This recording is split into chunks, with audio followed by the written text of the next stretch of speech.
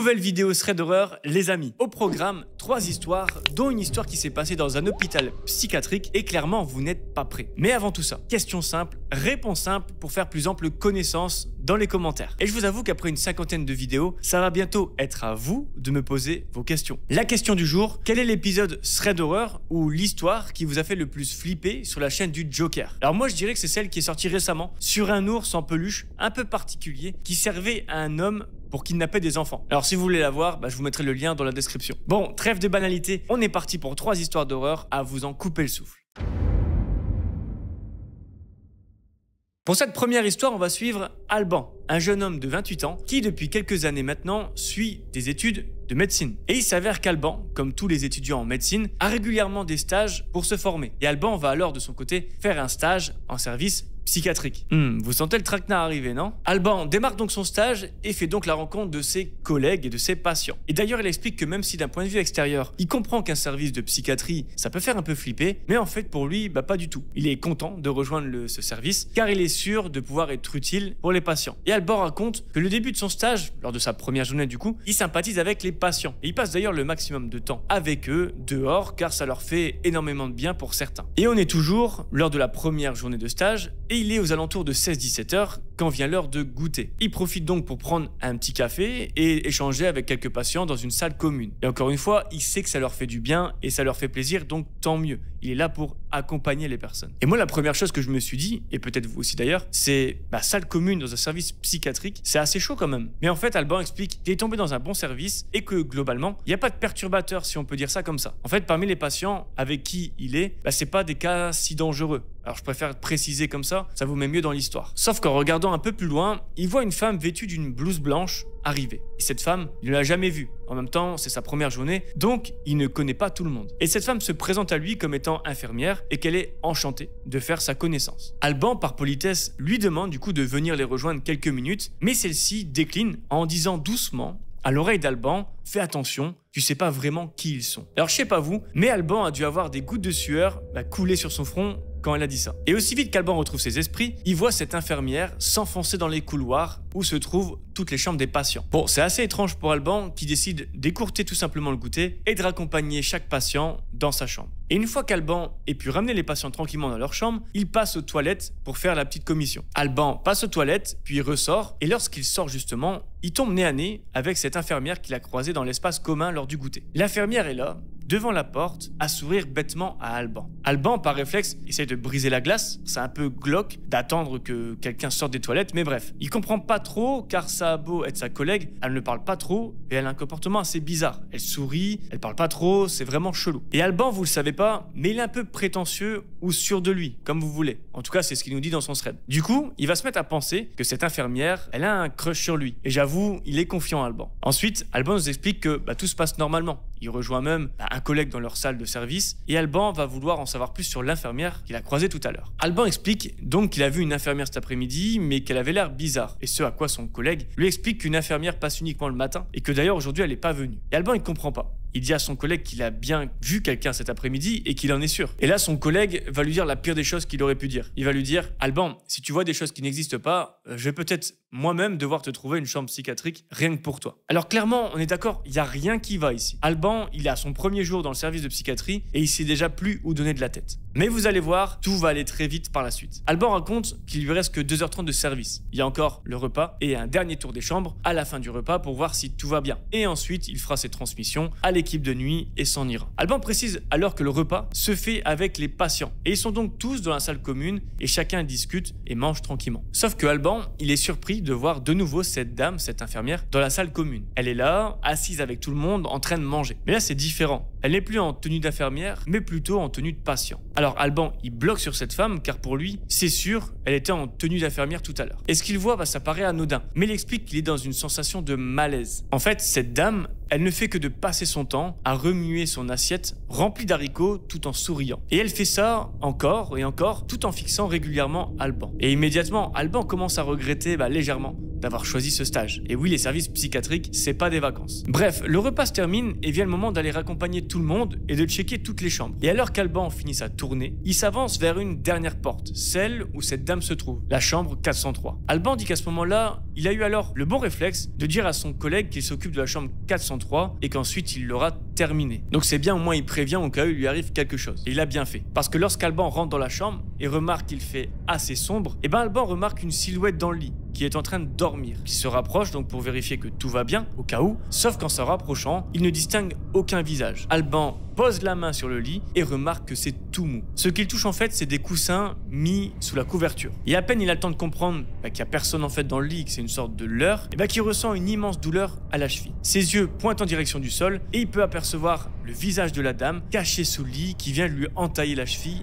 à l'aide d'un bout de verre. Alban hurle de douleur et explique que cette dame lui agrippe le pied et le taillade vivement partout au niveau de la jambe. Alors heureusement pour Alban, il arrive à faire quelques pas en arrière pour se libérer de cette dame, mais trébuche en raison des douleurs à sa jambe. La dame sort doucement du dessous de son lit avec son bout de verre pour finir le travail. Et c'est à ce moment-là qu'Alban hurle de nouveau pour qu'un collègue vienne l'aider. Et devinez quoi? Cette fois-ci ça marche. Son collègue qui faisait des rondes entend les cris et se rue dans la chambre 403. Il assiste donc à cette terrible scène de voir Alban allongé dans la pénombre, par terre, et cette dame se dirigeant lentement vers Alban pour le poignarder de nouveau. Son collègue va alors la maîtriser et mettre hors de danger notre ami Alban. Et il faut savoir que pour Alban, ce moment a été très traumatisant et que suite à cette agression, il a été dispensé de finir son stage. Mais que finalement, il a choisi cette branche pour aider justement les autres, aider les patients qui en ont besoin. Il peut pas abandonner là. Il sait pertinemment que la dame qui l'a attaqué est en réalité malade et souffre de troubles psychiatriques, donc en soi, il peut pas vraiment lui en vouloir. Donc Alban a repris son stage en psychiatrie, plus tard, après sa convalescence, mais bien entendu dans un autre hôpital suite à l'incident. Mais Alban, il explique dans son thread qu'il a demandé régulièrement des nouvelles de cette patiente et ses collègues l'ont prévenu que la jeune femme a été isolée quelque temps, le temps que son état psychologique se stabilise. Mais la question qui reste en suspens pour Alban, et malheureusement il n'aura jamais les réponses, c'est qu'ils ont jamais su, enfin qu'il a jamais su et que tous les autres n'ont jamais su pourquoi, cette femme en avait après lui, mais pas après les autres. Alors peut-être savait-elle qu'il était nouveau dans le domaine et ça lui a donné des idées. Bon, première histoire terminée, et on n'oubliera pas tous de regarder en dessous de notre lit ce soir avant d'aller se coucher. On est d'accord? Alors petit aparté, si tu veux encourager gratuitement la chaîne, le meilleur cadeau que tu puisses me faire, c'est de mettre ton plus gros like sur cette vidéo. Je dis ça, je dis rien. En attendant, je te laisse reprendre la vidéo.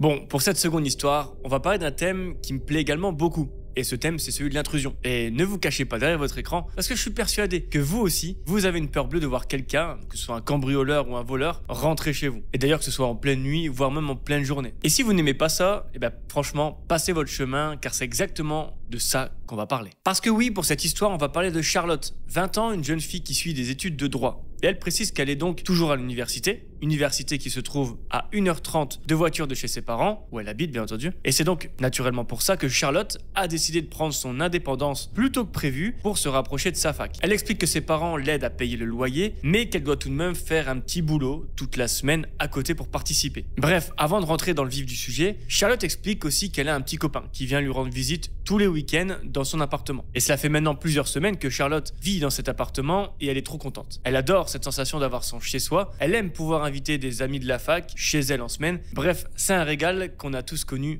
à cet âge-là. Cependant, Charlotte, elle explique que petit à petit, elle va remarquer des choses assez étranges dans son appartement. Un soir, elle va organiser une petite soirée chez elle, un jeudi soir, avec sa classe de fac. Alors, il y a du monde à la fête, beaucoup de monde pour son petit appartement, mais elle dit que cette soirée était géniale. Sauf qu'en fait, elle se rend compte le lendemain matin que quelques objets ont disparu. Et ça fait pas trop kiffer Charlotte, et ça se comprend. Charlotte, elle se dit qu'elle fera plus du tout de soirée chez elle, elle est un peu déçue, ou du moins elle invitera que 2 ou 3 amis de confiance la prochaine fois, plutôt que toute sa classe. Et ça lui évitera effectivement de se faire voler des affaires. Sauf que plus le temps passe, plus les phénomènes bizarres vont se produire. Par exemple, Charlotte a l'habitude de faire ses courses tous les jeudis soirs et elle prend de quoi avoir à manger et à boire pour 7 jours, toute la semaine suivante. Mais elle prend aussi quelques petits trucs pour son petit ami afin qu'il se sente chez lui quand il vient le week-end. Et Charlotte nous explique aussi qu'elle prend notamment du lait pour son petit ami le jeudi soir et qu'elle le met directement au frigo afin qu'il soit frais pour le petit déjeuner de son copain le samedi matin. Alors j'avoue, Charlotte, c'est un peu la fille la plus attentionnée que j'ai jamais vue. Moi, Harley, elle me fait à manger dans la gamelle du chien, pour tout vous dire, et franchement, c'est pas du tout la même chose. Non, bien sûr, je plaisante. Bref, trêve de plaisanterie, Charlotte nous explique justement que le vendredi, lorsqu'elle s'est levée pour aller en cours, elle a pu voir sur sa table des gouttes de lait. Alors même si on est le matin et qu'elle a un petit peu la tête dans les nuages, Charlotte, elle comprend pas car elle boit pas de lait, et la seule personne qui en boit, c'est son mec qui n'arrive que le soir même. Donc Charlotte se dirige alors vers la porte de son frigo, ouvre la porte et prend la bouteille de lait. Et à sa grande surprise, celle-ci est à moitié vide. Charlotte, elle ne comprend pas comment c'est possible et décide donc d'appeler son copain pour lui demander s'il est venu plus tôt prévu chez elle. Alors elle appelle donc son petit ami et fait part de ses inquiétudes. Sauf que son petit ami lui indique que c'est probablement pas grand-chose et que de toute façon, il est en route pour venir chez elle, il a pu se libérer plus tôt et sera donc à l'appartement toute la journée, donc Charlotte sera en cours. Donc en gros, s'il y a un problème, quoi qu'il arrive, il sera là. On fait un bond dans le temps.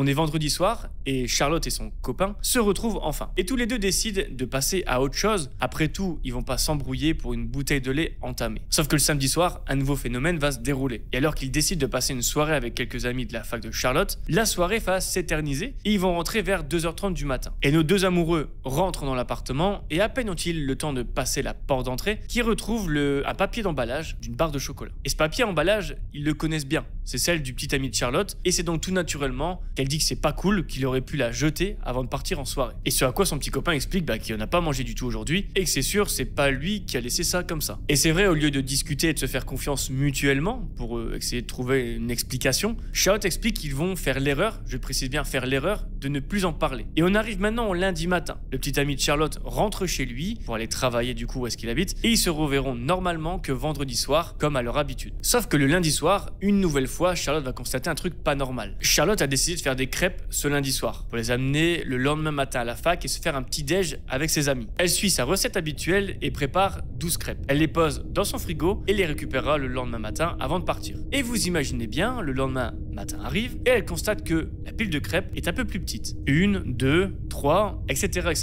9 crêpes en tout. Alors pour Charlotte, c'est la goutte d'eau. Pour elle, c'est évident. Il y a quelqu'un qui s'infiltre chez elle la nuit et ça fait peur. Que ce soit pour la bouteille de lait, les crêpes ou encore le papier emballage en plein milieu de l'entrée, c'est sûr, il y a quelque chose qui cloche. Et Charlotte décide d'appeler son petit ami pour discuter à nouveau de ça et ensemble, ils décident que ce soir, ils vont installer 2-3 caméras à détecteur de mouvement dans l'appartement. Comme ça, s'il y a quelqu'un qui se balade dans l'appartement quand ils sont pas là, ils en auront le cœur net. Son petit copain la rejoint exceptionnellement ce mardi soir et ensemble, ils installent tout ce qu'il faut. Une caméra dans la chambre où dort Charlotte, ça me fait penser à Paranormal Activity, ça pour ceux qui ont vu le film, une caméra dans le couloir ainsi qu'une caméra dans le salon. Et on l'a dit tout à l'heure, étant donné qu'on est en semaine, le petit ami de Charlotte ne peut pas rester et doit donc laisser Charlotte toute seule chez elle la prochaine nuit. Et malgré les événements récents, Charlotte se dit rassurée d'avoir des caméras chez elle. Et alors, au moment où Charlotte va se coucher, elle s'enferme à double tour dans sa chambre, au cas où, et met le son à fond sur son téléphone pour entendre si elle reçoit une notification. La nuit passe et d'un coup, Charlotte est réveillée en sursaut par une sonnerie provenant de son téléphone. Et vous l'aurez deviné, c'est une notification qui vient de réveiller Charlotte. Et pour cause, un mouvement a été détecté dans le couloir de son appartement. Alors je précise, quand je dis couloir de l'appartement,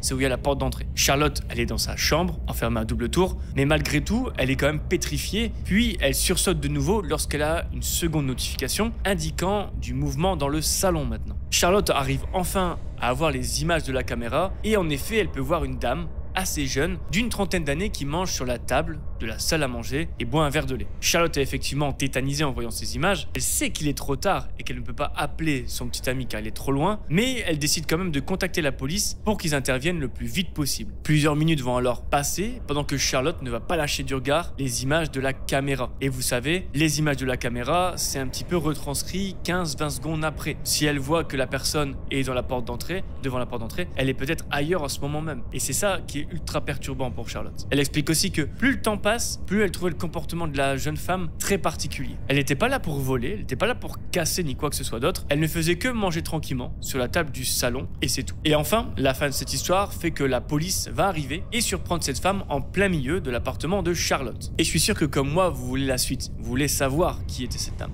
En fait, cette jeune femme, c'était une ancienne locataire qui avait dû quitter son logement pour des raisons financières. Et elle avait conservé un double des clés de l'appartement de Charlotte, et comme elle avait des soucis financiers, elle venait régulièrement se servir dans le frigo de Charlotte pour manger. Et dans un témoignage qu'elle aura fait auprès de la police, cette dame a indiqué qu'elle connaissait les horaires de Charlotte et expliqué qu'elle n'aurait jamais rien fait de mal à cette fille parce que c'était chez elle et elle était juste là pour, encore une fois, manger. Elle explique aussi qu'elle venait pendant que Charlotte était à la fac ou bien le soir une fois que Charlotte s'endormait. Et la jeune femme semblait effectivement honteuse et a même fondu en larmes et a supplié Charlotte de ne pas porter plainte, tout simplement. Et effectivement, en écoutant le récit de cette dame, Charlotte n'a pas donné suite, mais a été intransigeante avec la jeune femme en lui disant qu'elle ne pouvait plus venir ici. De toute façon, vous vous imaginez bien qu'elle a vite fait changer les serrures. Bref, fin d'histoire. Histoire un peu longue, mais qui m'a plu dans la mécanique. On se rend compte que la personne n'était pas vraiment creepy, elle voulait pas de mal à Charlotte, elle était vraiment là pour, entre guillemets, sa survie. Bref, est-ce que maintenant vous êtes rassasié ou vous voulez une troisième histoire? Alors si vous êtes prêts, on est parti.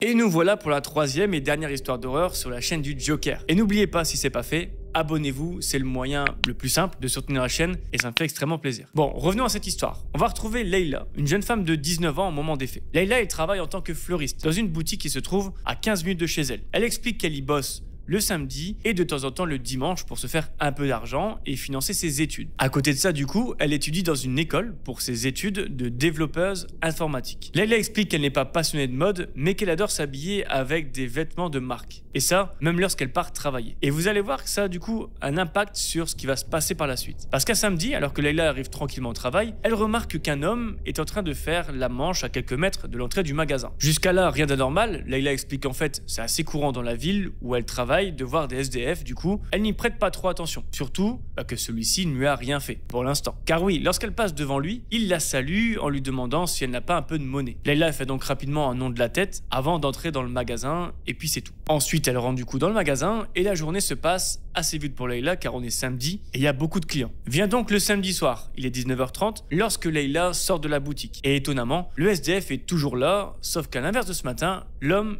est à moitié ivre et assez virulent avec les passants. Et Leila ne fait pas exception, car lorsqu'elle passe à côté du SDF, elle commence à se faire hurler dessus. Le SDF l'insulte en lui demandant pourquoi elle lui a toujours rien donné, alors qu'elle a un travail et des vêtements de marque sur elle. Leila est très mal à l'aise, et elle presse le pas en direction de sa voiture pour rentrer chez elle parce que c'est une situation qu'elle n'a pas envie de vivre, et ça se comprend. Leila, ça la stresse un petit peu, cette situation, qui ne veut pas que chaque vendredi ou chaque samedi, elle tombe sur ce SDF, surtout quand il est ivre et agressif comme ça. Mais bon, la semaine se passe, elle retourne en cours, elle va en cours du lundi au vendredi, et donc vient le samedi, lorsqu'elle se lève pour se rendre chez le fleuriste pour faire sa journée de travail. Et rebelote, elle tombe de nouveau sur le SDF, et cette fois-ci c'est le matin, donc il est calme avec un air assez fatigué. Et encore une fois, il va lui demander de l'argent avec insistance. Et Leila va de nouveau refuser. Et franchement, c'est vrai que dans le témoignage de Leila, on dirait qu'il est assez agressif, ça donne pas envie de donner. Enfin, encore une fois, on n'est pas là pour juger. Leila, elle est maintenant dans la boutique, on avance dans le temps, on est dans l'après-midi, quand tout à coup, l'homme qui faisait la manche à côté du magasin rentre dans la boutique. Le SDF se rapproche de Leila et lui demande poliment s'il peut aller aux toilettes. Et même si Leila ne veut pas l'interdire d'y aller, elle sait que c'est uniquement réservé au personnel. Donc comme elle ne veut pas aller à l'encontre de sa patronne, elle refuse gentiment et continue de servir les clients présents dans la boutique. Le SDF se met à s'énerver et insulte Leila. Il hurle en expliquant qu'elle a un problème avec lui car il fait la manche. Sauf qu'en réalité, Leila elle est pas du tout comme ça, donc ça la blesse vraiment. Leila elle essaye de raisonner le SDF, mais pas moyen. Elle explique qu'il faut l'intervention de son collègue ainsi que plusieurs clients pour le faire sortir de la boutique. Et s'ensuit toute une après-midi où cet homme, le SDF, fait des allers-retours devant la boutique tout en faisant des signes de menace, on va dire, envers Leila. Et vous l'aurez deviné, le niveau de stress de Leila, il est au max et elle appréhende totalement de sortir,